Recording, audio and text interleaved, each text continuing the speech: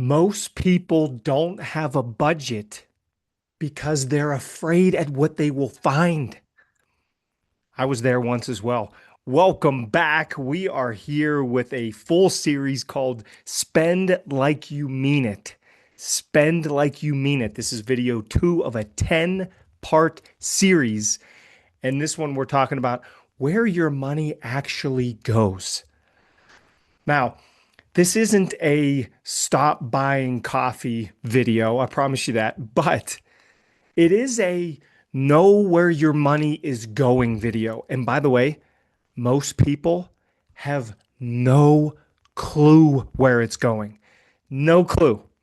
I'm telling you, you ask people, you dive in deep, they don't know. Or if they think they know, it's way different than what they're thinking in their head. Talked to a ton of people about it. I've looked at it myself and I've done this myself. We work so hard in this country and across the world. We work so hard. We complain about work often, right? What is it? 70% of people don't really like their job. We moan about work. We get mad at a coworker. We struggle with our commute to and from work. And then we blow the best part of the job, the paycheck. That's the reward. You're getting the reward for going through some difficulty, some pain from dealing with some tough clients or coworkers or a boss. And then you're eventually getting that reward every week or every couple weeks or once a month. But then you have no idea where it's going. People will live for, I talked to an acquaintance who's retired. He's about 68 years old. People will live forever. Not forever. Makes no sense. People will not live forever. People will live their whole life and have no clue where the money is going and hate the job, but then not take the time to at least figure out where the paycheck is going from the job they don't like so they can build up something to get out of the job they don't like. We're missing the best part. We're blowing the best part. This guy's 68 years old. And I was talking to him and he blew every dollar that came in at a job he didn't like. And then he ended up retiring and he's basically just on Social Security because he never took 30 minutes to sit down and go, where is all of this going? And had he done it for 20 minutes, 30 minutes, an hour max, it may have shifted 40 plus years of his working life. I don't want you and I don't want myself to make that mistake. Let me tell you about Pete. Pete is an acquaintance of mine, and we have chatted about money on and off for years. I'm not using his real name, so I don't disclose anything about him, but Pete has made, and at the time we were talking, which is years ago, he was making an incredible salary. He was making $180,000 a year and was living paycheck to paycheck. By the way, as I'm saying this, and this was even like years ago, I mean, 180,000 is an insanely high income by many standards, especially that many years ago. This happens a lot. There's so many people who make $100,000 a year and they spend $101,000 a year, or they spend exactly $100,000 a year. And then what happens? They get a raise. Now they're making $120,000 a year. So what happens? Their lifestyle goes whoop. Now they're spending $120,000 a year. But if they can just get that bigger raise, they get the big raise. Now they're getting 160 a year. And now they're spending 161 a year. Bigger house, nicer cars. Lifestyle creep is so real. The Joneses suck, by the way. Keeping up with the Joneses, as we've heard forever, the Joneses suck. And by the way, nobody really says this, but the Joneses, whoever this fictitious family is, are broke. The Joneses are flat broke. Let's just make that very clear. So keeping up with the Joneses is absolute junk because they're broke and we don't like this family. Sorry if your last name is Jones watching this. I'm not talking about you. I'm talking about that phrase, keeping up with the Joneses. The topic of knowing where our money is going came up with me and Pete. And he said, which I thought was so interesting, he said to me, I wrote this down in a journal for many years ago. He said, I make too much money to have a budget. I said to him, you make too much money to be freaking broke. That landed, I think. It landed with him. He thought he made too much money to have a budget. I said, you make too much money to be broke, living paycheck to paycheck. As we went through, and Pete ended up, he was really interesting because what he did was he went old school and he started writing down every purchase. Old school. We have apps, budgeting apps, all this stuff. He's like, you know what? I'm going old school. I'm writing it all down. Every purchase. Here's what he noticed. And most of the time, it is a few different things that you can notice. It's not like 17 things going on. It's a couple that can be lasered in on and that can be worked on. For him, it was two. One was clothes. Clothes. The other one was high-end restaurants. I'll tell you about both. Clothes was the first one. And God love him. I mean, he dressed well. He bought clothes like crazy. He sent me a video years ago of his closet. It looked like a mix between something you see on MTV Cribs, if you're old enough to remember that show, and laundry mixed in with donating clothes to a shelter because there were clothes everywhere. I could not believe it. I'm watching this video like, Pete, oh my, there, I don't know what the number was. There could have been 100 grand in there or more. I don't know. Clothes everywhere. He was also spending, I think it was about $2,000 a month on restaurants. But the interesting part was how he framed it. He framed it as in, and he had this great income. He had a great business that he was running. He framed it where he said, Matt, I have to take clients out to nice dinners.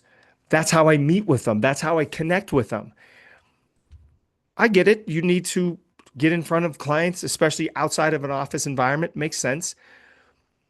He had this belief that he had to do that. That was it. It was necessary to go out and spend $150, $200 plus a night or more on a dinner with a client. The shift happened when he looked at that number and thought, oh my goodness, are there other ways to connect with these clients where you're not spending $250 in a given night on an expensive dinner? The answer is yes. He went from about $250 a night to about $25 max with coffee meetings. The other thing he does, and I love this, and he still does this very often, he goes on walking meetings all the time. He will meet with a client and say, hey, let's meet at this park. It's going to be a nice day, nice morning, and let's just go for a walk for an hour and let's talk business. He connects even deeper with the client because they're out in nature. It's a relaxing environment. It's a beautiful setting. They're not cramped in an office or have to put on really nice clothes and go out to a 3 hour dinner.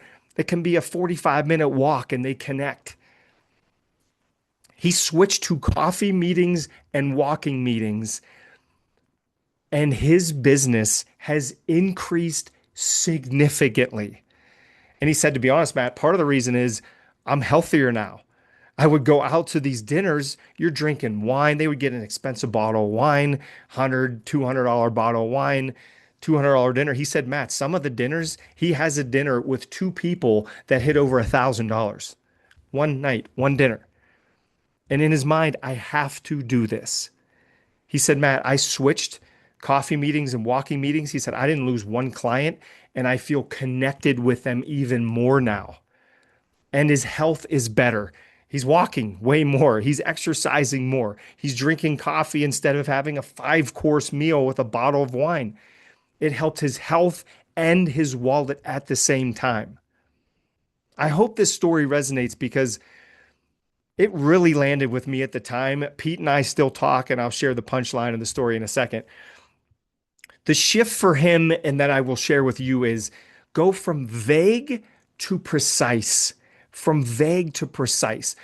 You don't need to obsess about this daily. I understand that there's a point where it can become too much. You can look at every expense and write it down and lose out in the joy in life. You don't want that. Pete didn't do that. He just shifted the habits and it actually created more joy by spending 97% less. So you don't have to focus and obsess about this every single day, every single hour, but focusing on it for a few months completely shifted Pete's entire life and his spending. By the way, and here's the punchline. Pete is now a multimillionaire and he was broke when we were having these conversations 10 years ago. He's a multi-millionaire. Now he's a great business guy, but he doesn't spend as much anymore. So there's a lot of margin between what he makes and what he spends, and he saves, invests, does something with that that helps that money grow even more. He can't believe where he is in his life right now. And the conversations are so fun now because of the progress that he made. And it all came down to really a couple simple shifts. He said, Matt, every time I walk into my closet now, I don't have anxiety because he has nice clothes, but not 37,000 shirts. He has a few staples that he wears often, and then he switches up the tops. But he said, I opened the closet door before, and there was so many thousands of dollars in there, and it was crazy anxiety. Now the wardrobe is worth a lot less. It's still quality clothes. No anxiety when he opens the door. Oh, okay. Here we go. These are my options. Let's pick one and let's go. And you don't have that decision fatigue. He talks about this. He said the decision fatigue every time he looked at his closet would drive him insane. Now he doesn't have that. What's the action at the end of this video? The action is, remember the first video, we looked back 30 days and you just became aware of your spending the last 30 days. Just looked at it. No changes made. The action was simply to look through where you spent money. This video, I will encourage you to get some sort of, I know the word is taboo at times, but budgeting software. There's so many apps you can link to a bank account and it just coordinates and just shows you, gives you an idea of where it's going.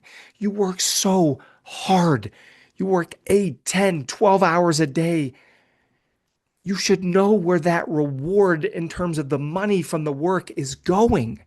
Don't be like the 68-year-old who had no clue where it was going and then had so many regrets because he had no money. Living off Social Security, he couldn't do anything for his kids or his grandkids. He couldn't do any traveling for himself. You don't want to be like that. That regret, seeing regret in somebody's eyes rips my heart out. And I don't want that for you. And sometimes it takes a couple months just to notice what these habits are and make a shift. So, first video, we look back 30 days. This video, get some sort of budgeting app software. If you want to be like Pete and just write it down, you can do that, absolutely, but do it in real time. You go to the store, you spend 38 bucks on something, write it down real time. This action is what changed Pete's life and his finances. Now he can go on vacation whenever he wants. Now he can go away for a month and a half. He can go to 2 weeks in Hawaii if he wants. He can buy a nicer car. He has options in his life, all because he took the time to do this. By the way, in case you missed this, these videos are not about finances. Yes, that's what we're talking about, money. They're about upgrading your life. These videos are about more freedom, less anxiety. Money is just a tool to help with that. The action is find a way. You want old school? Note paper, write down every expense for 1 month. See where it's going. Know where your money's going. You work too hard not to know. I hope this video helped. As you know, challenges build champions. And we'll see you next week for video 3 of the Spend Like You Mean It 10 video series.